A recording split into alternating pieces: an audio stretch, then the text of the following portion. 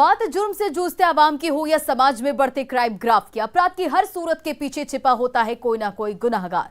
नमस्कार, मैं आप सबके साथ रंजना रावत और आप देख रहे हैं तफ्तीश की राह में आने वाली हर कड़ी सुराग बनकर पहुंचाती है गुनाहगारों को सलाखों के पीछे। तो आप बने रहिए हमारे साथ, क्योंकि हर जुर्म के खिलाफ हमारी तफ्तीश लगातार जारी है।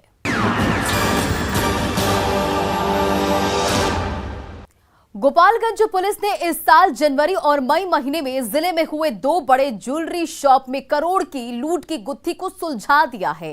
पुलिस ने 3 लुटेरों को गिरफ्तार किया है, जबकि गैंग के मास्टरमाइंड समेत 4 अपराधी पुलिस को चकमा देकर चंपत हो गए। लेकिन तीनों ने लूट की पीछे की जो कहानी बताई है वो हैरान करने वाली है। देखिए इस रिपोर्ट में करोड़ों के गोल्ड लूट की पूरी कहानी।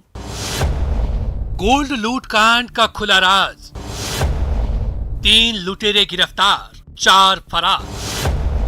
ज्वेल थीप बोलेंगे, राज खोलेंगे।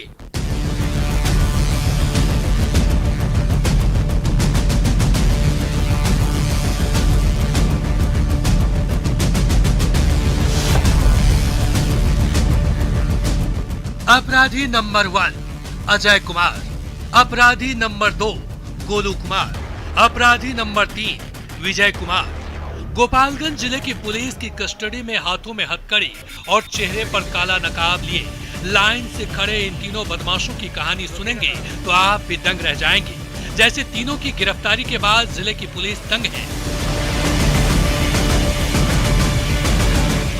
जी हाँ, ये तीनों पड़ोसी जिला सिवान के कुख्यात अपराधी हैं, जो सिर्फ और सिर्फ आभूषण कारोबारी को ही अपना निशाना बनाते थे और पूरी प्लानिंग के साथ दिन के उजाले में खाकी के खौफ को चुनौती देते हुए बंदूक का धौंस दिखाकर सोने और चांदी के जेवर लूट ले जाते थे। जब कोई कारोबारी विरोध करता था तो टिगर दबाने से भी बाज नहीं आते थे। जब तक पुलिस मौके पर पहुंचती थी तब तक ये जिले की सीमा को लांघ जाते थे और पुलिस वालों की आंखों से ओझल हो जाते थे। जिसके बाद पुलिस अंधेरे में तीर मारना शुरू कर देती थी, सीसीटीवी फुटेज खंगालने में जुट जाती थी। जैसे इस मामले में भी पुलिस ने जनवरी से लेकर अब तक 30 सीसीटीवी कैमरे को खंगाला है और 5 महीने बाद 3 लुटेरों को गिरफ्तार किया है, जबकि 4 पुलिस को चकमा देकर फिर से चंपत हो गए। हाथों में हथकड़ी लगी है तो चेहरे की रंगत उड़ी हुई है, वरना ये किसी आभूषण कारोबारी के चेहरे की हवाएं उड़ा रहे होते और लूट की योजना बना रहे होते। ये लोग सभी लोग अलग अलग गांव, अलग अलग जगह के रहने वाले हैं। ये लोग क्या करते थे, लूट के बाद जैसे एक पचरुखी चौर है एकमा के पास, और दोनों ही घटनाओं में इन लोगों ने जो सोने का बंटवारा किया है उसी चौर में किया है। तो हम लोग उसको भी सत्यापन किए हैं और उसके बाद वो लोग डिस्पर्स होकर अपने अपने जगह चले जाते थे और फिर जो अगली घटना होती थी या प्लानिंग होती थी उसके आधार पर सब लोग एकत्रित होते थे और फिर घटना कारित करते थे। भुगते के साथ 2-3 को मारता था हाथ से और सबको बिठा देता था। उसके बाद बोलता था ना तुम लोग उठाओ, आप उसे उठाओ जी। वो मारता था, हथियार भिड़ाता था और आप लोग लूटते थे। वो बोलता था कि ना जल्दी गाली दे, हम लोग को भी गाली दे के बोलता, मतलब उल्टा सीधा बोलकर जल्दी जल्दी उठाओ, जल्दी जल्दी उठाओ। फिर लूट कर क्या करते थे? उसके बाद वो लेकर चला जाता था ना, उसमें से कुछ पैसे देता था या फिर बोलता था बाद में मिलेगा। करोड़ों के गोल्ड लूट के पीछे की कहानी को समझने के लिए आपको वक्त के उन्हीं पन्नों पर लेकर चलते हैं जहां से बदमाशों ने ज्वेलरी शॉप में डकैती की शुरुआत की थी। वो तारीख थी 25 जनवरी 2022। यही वो तारीख है जिस दिन गैंग के 4 लुटेरों ने जय मां दुर्गा ज्वेलरी शॉप में पहली बार गोपालगंज जिले में सबसे बड़े गोल्ड लूट की वारदात को दिन दहाड़े अंजाम दिया था, वो भी थावे थाना से महज चंद कदमों की दूरी पर। जिसके बाद पीड़ित आभूषण कारोबारी ललन प्रसाद ने थावे थाने में एफआईआर दर्ज कराई थी। पुलिस अभी इस मामले में तफ्तीश कर ही रही थी कि 4 महीने बाद फिर इसी गैंग के 6 अपराधियों ने पुलिस को खुली चुनौती देते हुए 29 मई 2022 को जिले के माझा थाना क्षेत्र के नई बाजार में प्रयाग सोने की दुकान में डकैती की वारदात को अंजाम दे दिया। जब कारोबारी ने विरोध किया तो बदमाशों ने एक को गोली मार दी। जब तक कारतूस की गंध माझा थाने की पुलिस की नाक तक पहुंची, तब तक सभी 6 बदमाश जिले की सीमा लांघ चुके थे। थामे और ये माझागढ़ तो जाते थे कैसे लूटे, मतलब जाकर? वो पहले घूम कर आके पूरा देख लेता था, उसके बाद लग चलता था। उसके बाद चलता था। और माझा में कैसे लूटे?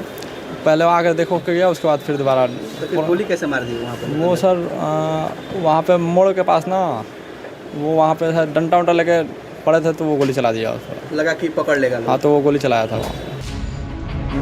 ट्रैप करने के लिए उन्होंने अपना जाल बिछाया और उसमें हम लोगों ने उनको इंटरसेप्ट किया। उसमें करीब 7 लोग थे, 3 बाइक से वो लोग जा रहे थे और लेकिन उसमें से 4 लोग उस घेरेबंदी को तोड़कर भागने में सफल रहे, लेकिन हम लोगों ने 3 लोगों को गिरफ्तार करने में सफलता पाई। पुलिस ने जब तीनों बदमाशों से सख्ती से पूछताछ शुरू की तो तीनों ने मौके से फरार चारों बदमाशों का नाम, पता और ठिकाना उगल दिया है। साथ ही साथ अपना जुर्म कबूल करते हुए लूट गैंग के मास्टरमाइंड का भी नाम बता दिया। 4 जो अपराधी हैं अभी भी हम लोग उसके पीछे पूरी टीम लगी हुई है। उनके जो ठिकाने हैं उनको सत्यापन किया जा रहा है और उनको ट्रैक किया जा रहा है। जल्दी जो भी 4 व्यक्ति हैं उनको भी गिरफ्तारी होगी और जो बचा हुआ सामान अभी भी कुछ लोगों के पास है उसको भी हम लोग रिकवर कर पाने में सफल रहेंगे। जो 4 लुटेरे पुलिस को चकमा देकर फरार हुए हैं उसमें लूट गैंग का मास्टरमाइंड सिवान जिले के चैनपुर ओपी का रामगढ़ का छोटू उर्फ सोनू गुप्ता, जामू थाना इलाके का रहने वाला शशि भूषण गिरी, सिवान के चैनपुर ओपी के अदौर गांव निवासी प्रिंस गुप्ता और जामू थाना क्षेत्र का रहने वाला बाबा और शशि शेखर गिरी शामिल है। गिरफ्तार गोलू ने बताया कि सोनू ही गैंग का सरगना है, वही कारोबारियों को टारगेट करता है और उसी के इशारे पर लूट होती है। मेन है वो सोनू तेली है सर। सोनू तेली हसनपुरा गया था, नहीं जानते उसके घर आना, वही प्रोग्राम बना के दोनों करवाया सर। कहाँ सर हसनपुरा का साथ। कहाँ लूटे थे लोग? जी था में और ये माझागढ़। तो जाते थे कैसे लूटे, मतलब जाकर? वो पहले घूम कर आके पूरा देख लेता था, उसके बाद लेकर चलता था। सही सुना आपने, दोनों ज्वेलरी शॉप में हुए लूट को इसी गैंग ने अंजाम दिया है और लूट की पहली वारदात में 4 अपराधी शामिल थे, जबकि दूसरी लूट की वारदात में 6 बदमाश शामिल थे, जो गैंग की मास्टरमाइंड छोटू उर्फ सोनू तेली के इशारे में लूट की वारदात को अंजाम दिए थे और जो पुलिस की अभी गिरफ्त से बाहर है। पुलिस ने जब गिरफ्तार तीनों बदमाशों की तलाशी ली तो 2 देसी कट्टा, 6 कारतूस, 65 ग्राम सोना, 1 किलो 200 ग्राम चांदी के जेवर, आधा किलो चरस और बाइक मिली। पुलिस वालों के टेबल पर पड़ा सोने और चांदी का ये वही जेवर है जिसे पुलिस ने तीनों के पास से बरामद किया है। लगभग 65 ग्राम लूटा हुआ सोना, 1.5 किलो चांदी और उस जो घटना में प्रयुक्त 3 बाइक थी वो बरामद हुई है। उसके साथ ही साथ 2 देसी पिस्टल बरामद हुई है, 5 कार्ट्रिज बरामद हुई है और उनके जो पिट्ठू बैग वो लोग लिए हुए थे उससे 1.5 किलो लगभग चरस भी बरामद हुआ है। और इस प्रकार हम लोगों ने गोपालगंज पुलिस के द्वारा 2 जो बड़ी घटनाएं हुई थी थावे में और माझागढ़ में, उसका सफल उद्भेदन किया।